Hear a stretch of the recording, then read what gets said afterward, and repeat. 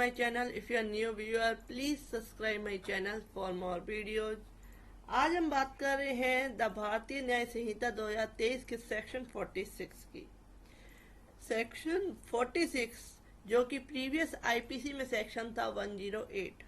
तो अगर इसका तुलनात्मक अध्ययन करें तो सेक्शन 46 बीएनएसएस यानी कि भारतीय न्याय संहिता 2023 का और पुराना का जो सेक्शन था, जो चेंजेस आए हैं, वो सेक्शन 108 आईपीसी था, इंडियन पेनल कोड था। तो नया सेक्शन जो नया लो है उसमें सेक्शन 46 है, इसको याद रखना है, रिमेम्बर रखना है। तो स्टार्ट करते हैं कि इसमें बताया गया है कि अवेटर कौन होता है, दुष्प्रेरक कौन होता है।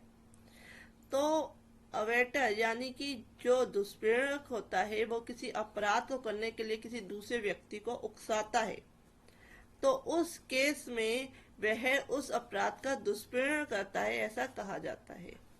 तो एग्जाम्पल लेते हैं सबसे पहले, उसके बाद इसकी डेफिनेशन को समझेंगे।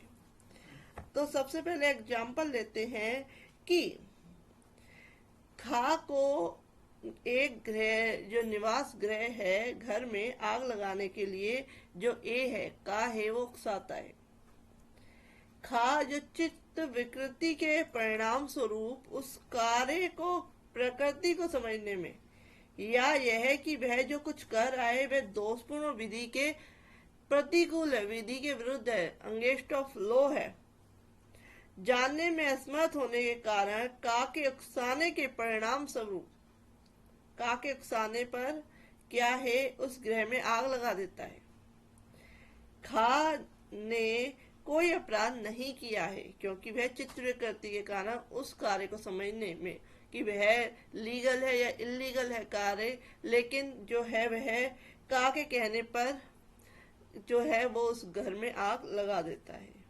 तो खा ने कोई अपराध नहीं किया है क्योंकि वह चित्त विकृति के कारण उस अपराध की प्रकृति को नहीं समझ सकता, किंतु का एक गृह में आग लगाने के अपराध के दुष्प्रेरण का दोषी है और उस अपराध के लिए उपबंधित दंड से दंडनीय है।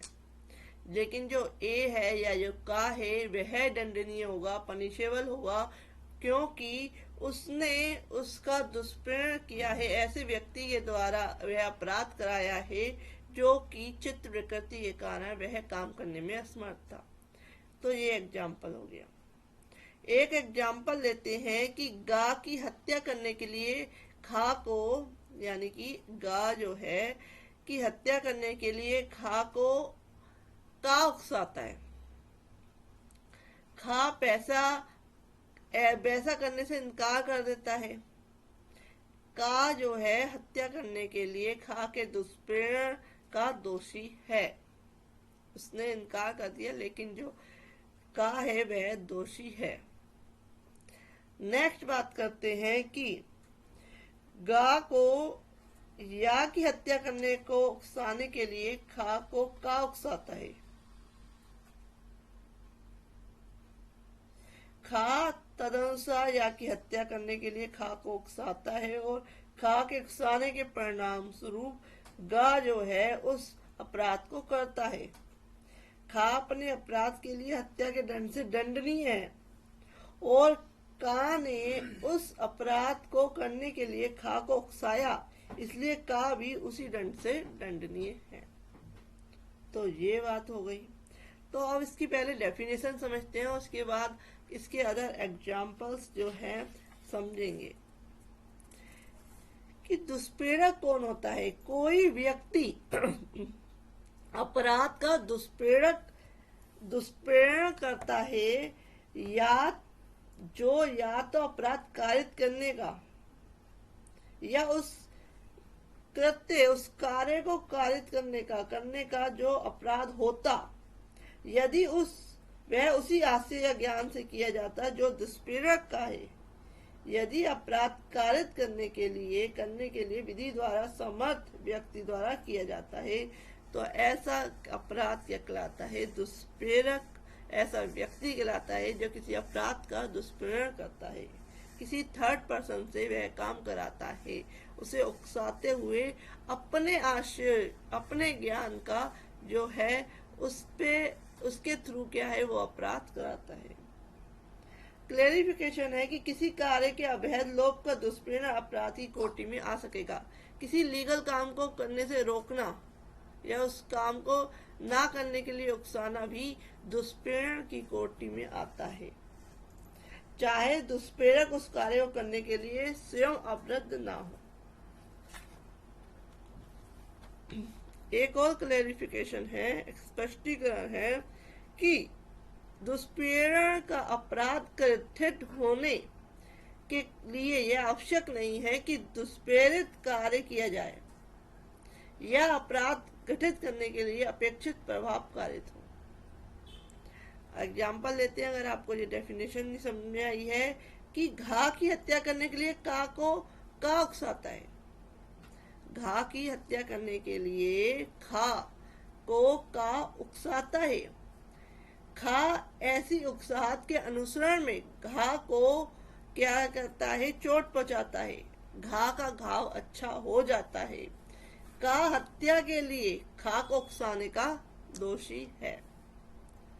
एक और क्लेरिफिकेशन है कि यह आवश्यक नहीं है कि दुष्प्रेरित व्यक्ति अपराध करने के लिए विधि अनुसार समर्थ हो या उसका वही दूसरी रास्ते या ज्ञान हो जो दुष्प्रेरक का है, या कोई भी दूषित आशय या ज्ञान हो। तो ये हो एक और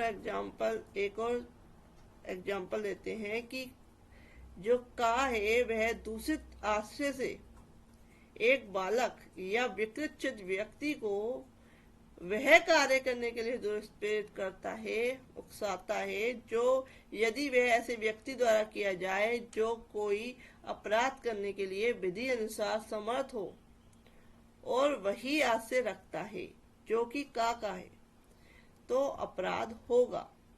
इस प्रकार यह कार्य किया जाए या ना किया जाए का अपराध के दुष्प्रेरण का दोषी है कि अपराध किया गया है या नहीं किया गया है, लेकिन उसका दुष्प्रेरण किया गया है, तो उस केस में जो ए है, जो उकसा रहा है व्यक्ति, वह उसका दोषी है अपराध का।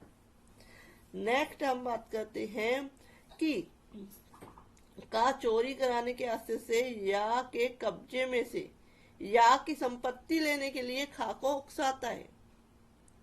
खा को यह विश्वास करने के लिए का उत्प्रेरित करता है कि वह संपत्ति का की है। खा उस संपत्ति का इस विश्वास से कि वह का की संपत्ति है या के कब्जे में से सद्भावना पूर्वक ले लेता है। जो खा है इस भ्रम के अधीन कार्य करते हुए उसे बेईमानी से नहीं लेता और इसलिए चोरी नहीं करता, किंतु का चोरी के दुष्प्रेरण का दोषी है और उसी दंड से दंडनीय होगा मानो खा ने चोरी की हो। तो जिसने दुष्प्रेरण दिया है यह बताते हुए कि ये प्रॉपर्टी जो है इस व्यक्ति की है और उस व्यक्ति ने क्या है, जिसको उकसाया गया है, उसने सद्भावना पूर्वक ले ली है, लेकिन जो उसने उकसाया है वह उस अपराध का, चोरी के अपराध का दोषी होगा। तो इसमें एक और क्लेरिफिकेशन है कि अपराध का दुष्प्रेरण, अपराध करने के कारण ऐसे दुष्प्रेरण का दुष्प्रेरण भी, उस दुष्प्रेरण का दुष्प्रेरण भी अपराध है। The abatement of an offense being an offense, the abatement of such an abatement is also an offense. एक और क्लेरिफिकेशन है कि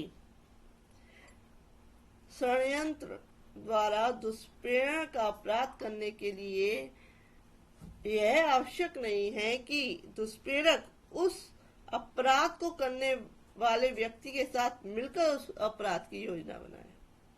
यह पर्याप्त है कि उस षड्यंत्र में सम्मिलित हो जिसके अनुसरण में वह अपराध किया गया है। तो इसको एक एग्जाम्पल के थ्रू समझते हैं कि या को जो है उसको विष देने के लिए जो का है एक योजना खा से मिलकर बनाता है, या को जहर देने के लिए का एक योजना खा से मिलकर बनाता है और यह सहमति हो जाती है कि का विष देगा। खा तब यह वर्णित करते हुए कि गा को वह योजना समझा देता है कि कोई तीसरा व्यक्ति विष देगा, किंतु का नाम नहीं लेता।